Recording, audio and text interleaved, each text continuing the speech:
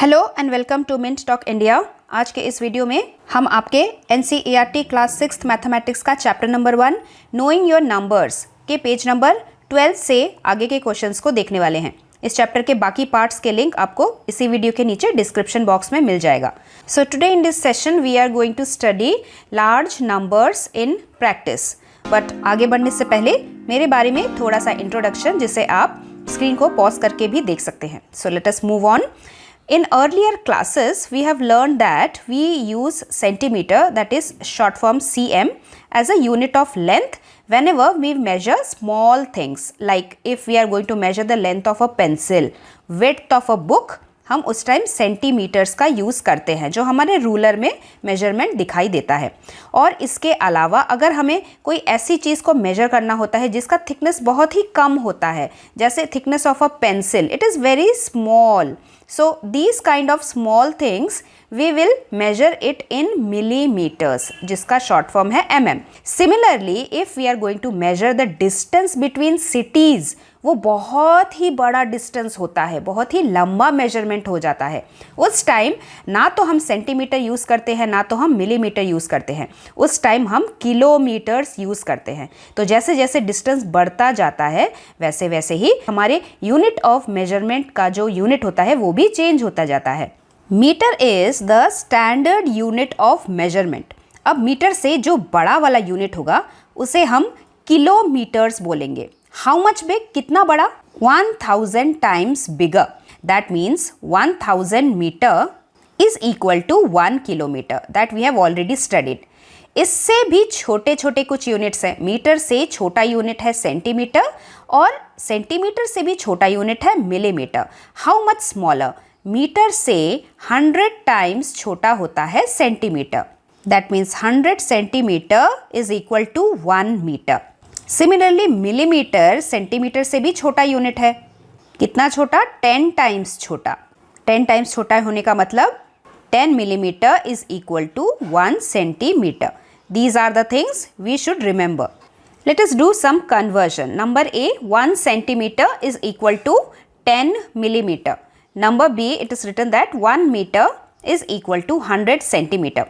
Now see this point A. If 1 centimeter is equal to 10 millimeter, what will be 100 centimeter equal to? 100 centimeter will be equal to this 10 multiplied by 100, which is 1000 millimetre.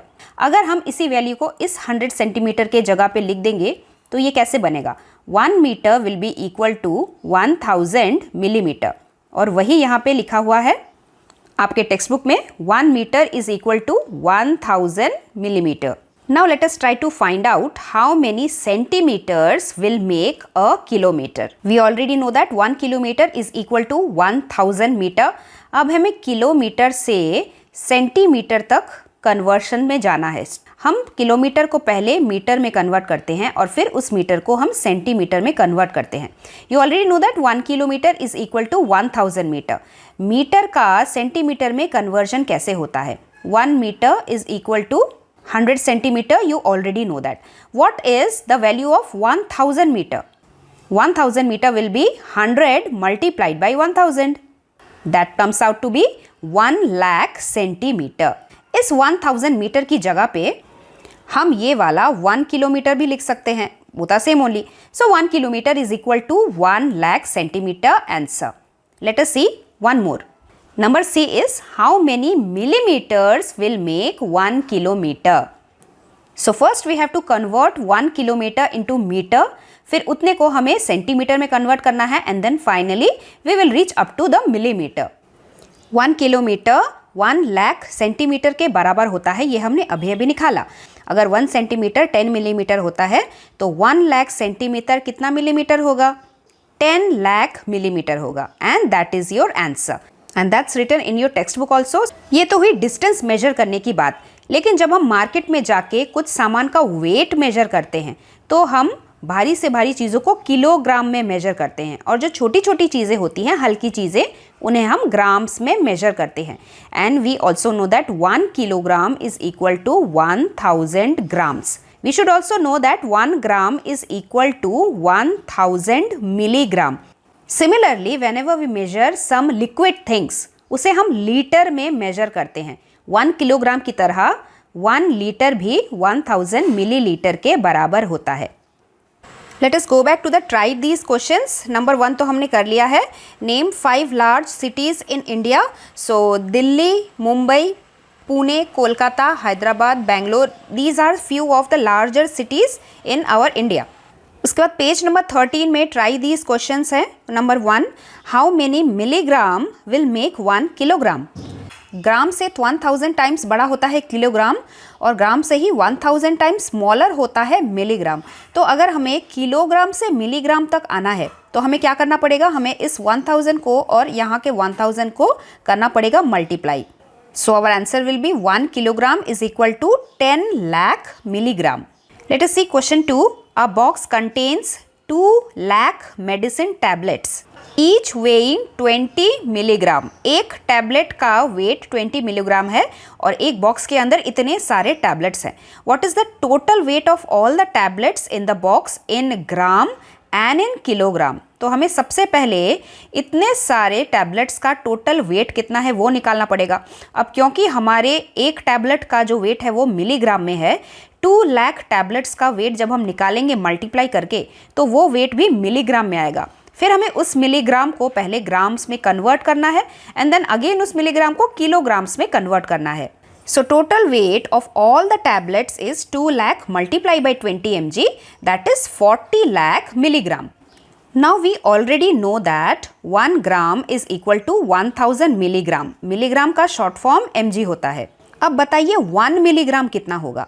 1 milligram naturally इस चीज़ से तो छोटा ही amount होगा, है ना। छोटे amount के लिए हम क्या करते हैं, हम डिवाइड करते हैं। तो इसीलिए हम इस 1 ग्राम को डिवाइड करेंगे। 1 is the numerator, 1 is divided by this 1000 here.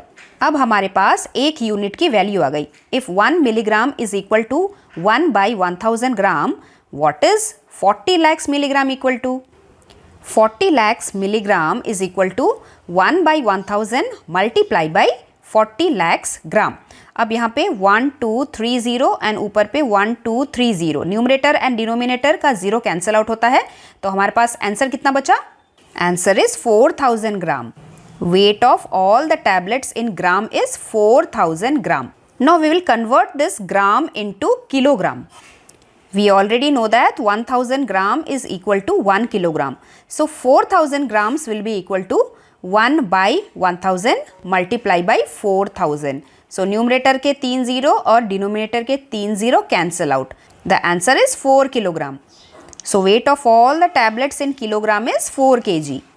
Now let us move on to the next few questions, that is try these. Question number 1. A bus started its journey and reached different places with a speed of 60 kilometre per our. Per hour का मतलब है कि 1 our में 60 kilometres का distance cover करता है ये बस। The journey is shown on page 14। तो यहाँ पे इस पिक्चर में इस बस का पूरा रूट दिखाया हुआ है। Starting from A, the bus moves and again reaches back to point A. Then we have question number 1. Find the total distance covered by the bus from A to D. So from point number A to point number D bus ने total इतना distance cover किया। तो यहाँ पे बीच में जितने भी distances हैं हमें उन सबको ऐड कर लेना है। And after we add all these, we get 9740 kilometer answer. Next question is, find the total distance covered by the bus from D to G. What is the route from D to G? D से E तक इतना distance, E से लेकर F तक इतना distance and then F से लेकर G तक इतना डिस्टेंस। तो हमें इन तीनों को भी ऐड कर लेना है। And after we add all these, we get the answer 15,520 kilometer. Next question is, find the total distance covered by the bus if it starts from A and returns back to A. तो जब बस A से start होके पूरा गोल घूम के return A तक आएगी तो बीच बीच में जितने भी डिस्टेंसेस दिए हुए हैं हम इन सब को हमें ऐड करना पड़ेगा। So after we add all these numbers, we get the answer 26,550 kilometer. The bus travels from A to A. Then the next question is, can you find the difference of distances from C to D and D to E? C to D का distance है 2160 and D to E का distance है 8140 और इन दोनों का difference क्या होगा? Subtraction, and that comes out to be 5980 kilometre. Now the next question, find out the time taken by the bus to reach from A to B. सबसे पहले, so in your previous classes you have already studied about these three formulas. लेकिन इन formulas को mug up करने की कोई ज़रूरत नहीं है, इन्हें समझने की ज़रूरत है. एक तो इन फॉर्मूलेस में 3 चीज़ों का इस्तेमाल हुआ है. एक तो है स्पीड, मतलब कहीं पे जाने के लिए हम कितने ज़ोर से अपनी गाड़ी को चला रहे हैं. दूसरा है डिस्टेंस, मतलब कि एक जगह से दूसरे जगह पे जो जा रहे हैं उनके बीच में दूरी कितनी है. और तीसरा है टाइम, एक जगह से दूसरे जगह पे जब हम जाएंगे तो उसके लिए हमें कितना समय लगेगा और इन तीनों का रिलेशन क्या है. फॉर एग्जाम्पल, आपको अपने घर से अपने फ्रेंड के घर तक जाना है और मान लीजिए आपका फ्रेंड आपके घर से 10 किलोमीटर्स की दूरी पे बना हुआ है. पहले दिन आपने सोचा चलो बाई वॉक ही मैं चलता हूँ, तो चलते चलते पता चला अपने घर से अपने फ्रेंड के घर जाने में आपको 2 घंटा लग गया. तो दूसरे दिन आपने सोचा नहीं नहीं मुझे तो और जल्दी जाना है, तो आपने साइकिल ले ली और साइकिल से जब आपके फ्रेंड के घर में गए तब आपको 1 घंटे का समय लगा. और उसके भी अगले दिन पापा ने बोला कि नहीं नहीं हम और ज़्यादा स्पीड बढ़ाते हैं, अपनी कार में जाते हैं तो ज़्यादा जल्दी पहुँचेंगे. कितने जल्दी? हम आधे घंटे में ही पहुँच गए अपने फ्रेंड के घर. लेकिन उसके अगले दिन फ्रेंड का हैप्पी बर्थडे था और आपने बोला पापा से, पापा मुझे आधे घंटे से भी ज़्यादा जल्दी पहुंचना है अपने फ्रेंड के घर, और भी स्पीड को बढ़ाइए ताकि मैं अपने फ्रेंड के घर में 10 मिनट में पहुंच जाऊं. तो पापा ने और ज़्यादा स्पीड बढ़ा ली. यहाँ पे ध्यान देने वाली बात यह है कि आपके घर से फ्रेंड के घर के बीच का जो डिस्टेंस था D, वो तो सेम ही रहा, हर जगह 10 किलोमीटर्स ही है. लेकिन चेंज क्या हुआ? एक तो आपने स्पीड बढ़ा दी. बाई वॉक जब आप जा रहे थे स्पीड थोड़ी सी कम थी, आप स्लो चल रहे थे. साइकिल से गए तो स्पीड थोड़ी सी बढ़ गई, कार में गई स्पीड और बढ़ गई, और जब आपने कार की स्पीड और भी ज़्यादा बढ़ा दी तो आप और ज़्यादा जल्दी पहुंच गए. तो हम अपनी कार, बस, स्कूटर, टैक्सी की स्पीड कैसे बढ़ाते हैं उसके लिए इस तरीके का एक स्पीडोमीटर हर एक गाड़ी में फिट होता है. क्या आपने इसे कभी ऑब्जर्व किया है? जैसे जैसे गाड़ी की स्पीड बढ़ती है ये स्पीडोमीटर हमें हमारा स्पीड बताता है. 0 से लेकर जितना तेज़ी से आप स्पीड बढ़ाएंगे उतना ही इसका कांटा मूव करेगा. और स्पीड को अगर हमें डिफाइन करना है कि स्पीड होता क्या है तो हम क्या बोलेंगे कि स्पीड एक ऐसी चीज़ है जिससे हमें पता चलता है कि हम एक जगह से दूसरे जगह जो जा रहे हैं वो कितने समय के अंदर हम जा पाएंगे, वही हमारे गाड़ी का स्पीड बताता है. That is the distance our vehicle will cover in a given time. This is called the speed. Distance को हम यूजुअली किससे मेजर करते हैं? हम किलोमीटर से डिस्टेंस को मेजर करते हैं. टाइम को हम यूजुअली आवर में मेजर करते हैं, घंटों में, और इसी से हमारे स्पीड का यूनिट बनता है. Speed is measured in terms of kilometre per our. कभी कभी किलोमीटर की जगह पे क्वेश्चन में मीटर भी दिया हुआ रहता है और आवर की जगह पे सेकंड भी दिया हुआ रहता है. उस टाइम हमें हमारा आंसर मीटर पर सेकंड में निकालना होता है. स्पीड, डिस्टेंस और टाइम वाले क्वेश्चन में 2 चीज़ें हमेशा दी हुई रहती है. अगर हमें डिस्टेंस निकालने को बोला है तो स्पीड और टाइम दिया हुआ रहेगा. अगर हमें स्पीड निकालने को बोला है व्हीकल का तो हमारे पास डिस्टेंस और टाइम दिया हुआ रहेगा. और अगर हमें टाइम निकालने को बोला है तो स्पीड और डिस्टेंस दिया हुआ रहेगा. जैसे इस क्वेश्चन में भी स्पीड दिया हुआ है और इस फिगर में सारे डिस्टेंसेस भी दिए हुए हैं. इसी एक फॉर्मूले से हम डिस्टेंस का फॉर्मूला भी निकाल सकते हैं और टाइम का फॉर्मूला भी निकाल सकते हैं. अगर हमें डिस्टेंस निकालना है कि ये जो टाइम है इसको क्रॉस मल्टीप्लाई करके ऊपर ले आना होता है और हमारा फॉर्मूला बन जाता है स्पीड मल्टीप्लाई बाय टाइम. और अगर हमें टाइम निकालना होता है, टाइम न्यूमरेटर में आ जाता है और न्यूमरेटर को जो स्पीड है वो नीचे चला जाता है अपॉन स्पीड. डिस्टेंस को हम डिवाइड करते हैं स्पीड से. तो इस तरीके से हमारे पास ये 1, 2, 3 फॉर्मूलेस बन के रेडी हो जाते हैं. अपने आंसर में यूनिट लिखना बहुत ही ज़रूरी है. स्पीड का यूनिट होता है किलोमीटर पर आवर, डिस्टेंस का यूनिट किलोमीटर में लिखेंगे और टाइम का यूनिट आवर में लिखेंगे. Now we will see our questions. तो हमें यहाँ पे क्वेश्चन में टाइम पूछा जा रहा है 2 प्लेसेस के बीच में. तो टाइम निकालने के लिए हम कौन सा फॉर्मूला लगाएंगे? ये वाला formula, time is equal to distance upon speed. Distance क्या है? इन दोनों प्लेस के बीच का डिस्टेंस हमारे पास दिया हुआ है और स्पीड भी हमारे पास दी हुई है, that is 60 kilometre per hour of the bus. ये हमारे पास क्वेश्चन में ही दिया हुआ था। So let us write the statement. Distance from A to B is 4170 kilometer.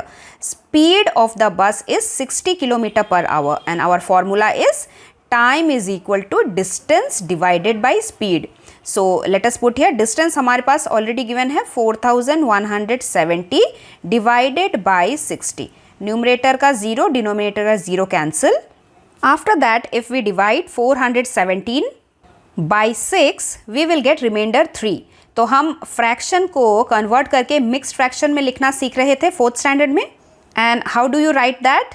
Quotient वाला जो नंबर आएगा उसे हम लिखेंगे आंसर, डिनोमिनेटर वाला नंबर चला जाएगा ऊपर न्यूमरेटर में and then will come in the denominator. अब 3/6 इसको हम और भी रिड्यूस कर सकते हैं, 3 1s are 3, 3 2s are 6 में। So our answer will be 69 1/2 is our mixed fraction answer. आसान शब्दों में इसका अर्थ ये है, time taken by the bus to go from A to B is 69 hour and half an hour. इतने घंटे तो वो लगाएगी, उसके बाद आधा घंटा और लगाएगी। So our statement is the bus takes 69 hours and 30 minutes to go from A to B. Similarly we will take the time taken from C to D. So the distance from C to D is 2160 km. Speed of the bus is 60 km per hour. The formula is time is equal to distance upon speed. That is 2160 divided by 6060. ऊपर का 0 नीचे का 0 cancel out हो जाएगा. And then 6 1s are 6, 6 36s are 216. So our answer is 36 hours. The answer statement is the time taken by the bus to reach from C to D is 36 hours. Next question is the time taken by the bus to reach from E to G. The distance from E to G is 4830 plus 2550 kilometer and that comes out to be 7380 and the speed of our bus is 60 kilometer per hour. Now we can put this information in our formula. That is time is equal to 7380 divided by 60. Numerator का 0, denominator का 0 cancel. Then 6 1s are 6 and 6 123s are 738. So our answer is 123 hours. So our answer statement is the time taken by the bus to reach from E to G is 123 hours. And then the final one, time taken by the bus to complete the total journey. तो total distance कितना होगा? ए से start करके पूरा गोल घूम के वापस ए आने में जितना भी डिस्टेंस यहाँ पे लिखा है सबको ऐड करना है। That will become the total distance और उसको हम डिवाइड करेंगे स्पीड के साथ। So in our last question, question number 3 में हमने already total distance covered by the bus हमने निकाल के रखा था, that was 26,550. So directly we can write the total distance covered by the bus is 26,550. Speed तो 60 किलोमीटर्स पर आवर है ही, इसको हम अभी फॉर्मूला में पुटअप करेंगे। That is the total distance divided by 60. Numerator 0, denominator 0 cancel. And then after that 6 is an even digit number और ये वाला odd digit number है, so it will not cancel out completely. तो answer हम कैसे लिखेंगे? Mixed fraction में लिखेंगे। सो ये जो क्वेश्चन है उसे हम सबसे पहले लिखते हैं, दैट इज 442। रिमाइंडर का जो नंबर है that will come up numerator में 3 और उसके बाद ये जो डिवाइजर है that will come in the denominator 6। 3 और 6 3 के टेबल में आता है, 3 1s are 3, 3 2s are 6. So that is why we can reduce this fraction even more. 442 1/2 is our answer. And what does this mean? It means the bus takes 442 hours and 30 minutes, क्योंकि half का मतलब 30 minutes होता है, to cover the total journey. Let us see the next question. रमन's shop. Raman नाम के uncle के दुकान में इतनी सारी चीज़ें मिलती हैं, लाइक एप्पल्स 40 रुपीज़ पर केजी। पर केजी मीन्स 1 kg की कीमत 40 रुपीज़ है। ऑरेंजेस 30 रुपीज़ पर केजी। कॉम्स मतलब कंघी 3 रुपये का एक कंघी। Tooth brushes ₹10 for 1 pencils, notebooks and soap cakes. और पिछले साल उनके दुकान में कितने सेल्स हुए, कितने सामान उन्होंने बेचे। The sales during the last year is given in this table. Now following these information we have to find out few questions answer. Question number A. Can you find the total weight of apples and oranges Raman sold last year? So last year Raman uncle ने कितने apples sell किए? 2457. That we will write here. 2457 kilograms. Then weight of the oranges, last year he has sold 3004 kg oranges. Therefore total weight of apples and oranges what he has sold is, weight of apple and weight of orange को हम कर देंगे and that comes out to be 5461. So here we will write the total weight of oranges and apples are 5461 kilogram. Then question B, can you find the total money Raman got by selling apples? तो apples कितने में बिक रही है? 1 kg Apple को वो 40 rupees में बेच रहे हैं और टोटल कितने केजीस उन्होंने बेचे? 2457 kilogram. So if 1 kg apple is 40 rupees, what is the cost of 2457 kg? We will do multiplication. Price of 2457 kg apples is 2457 multiplied by 40 and the answer comes out to be 98,280 rupees. That we will write in our answer statement. Next question, can you find the total money Raman got by selling apples and oranges together? तो सबसे पहले apples का cost अभी हमने निकाला था। Apples को बेच के रमन ने 98,280 रुपीज़ अर्न किया था। नाउ ऑरेंजेस की कीमत कितनी है? 1 kg orange cost ₹30 and Raman sold total 3004 kilograms of orange. So in unitary method, if 1 kg orange cost ₹30 और orange कितने sold हुए? 3004 kg. So money earned by selling oranges is 3004 kg multiplied by ₹30 and that comes out to be 90,120. Total Raman ने कितना earn किया? इतना rupees और इतना rupees को हम कर देंगे add. And that comes out to be ₹1,88,400 rupees. Money earned by selling apples and oranges. Then the last question, make a table showing how much money Raman received from selling each item.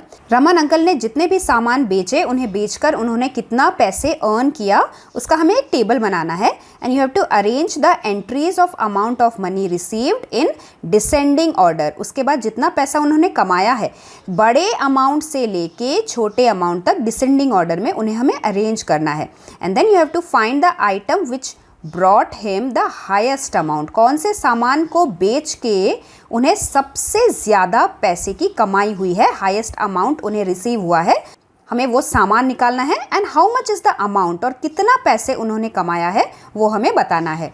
So in the table you will write items, sales, कितना बेचा है उन्होंने ये सामान और एक सामान का कितना वैल्यू है और पूरा सामान बेच के उन्होंने कितना कमाया वो लिखना है.